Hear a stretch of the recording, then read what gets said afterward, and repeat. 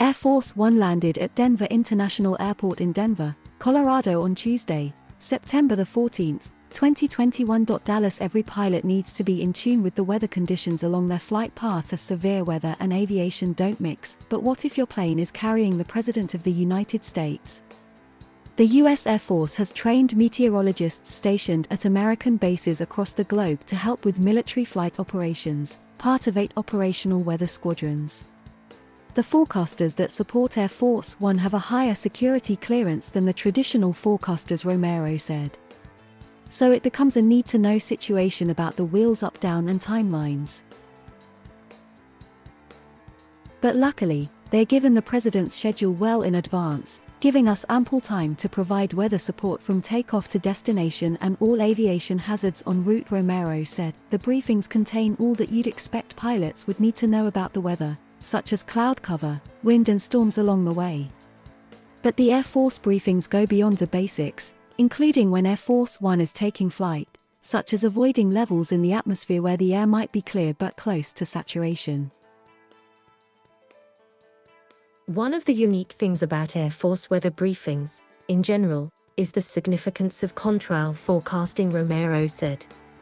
We don't like our enemies knowing where our jets are at, so we avoid those flight levels. Special attention is also paid to turbulence potential, as Air Force One has the capability to refuel in the air. Turbulence was one of the big hazards for air refueling routes as well, Romero said. I asked if he had any weather stories he could share about forecasting for a president. My highlight reel moment with President Bush actually occurred when the president was on the ground, Romero said. I had issued a tornado warning for Crawford Ranch in Texas. I wasn't working presidential support at the time, so as soon as I issued, I get a call immediately from Secret Service. It happened that was there, and they had to evacuate him to the shelter. U.S. President George W. Bush stands in front of his house on his ranch in Crawford. He said a tornado was confirmed on the ground less than 20 miles from the ranch. Didn't verify my warning, but enough to justify it, Romero said. Also had 28-minute lead time on the warning. Romero said the flight briefings are just one part of the extensive operation whenever the president travels, as several teams deploy ahead of time to ensure where she lands is safe, secure. There are a lot of moving parts.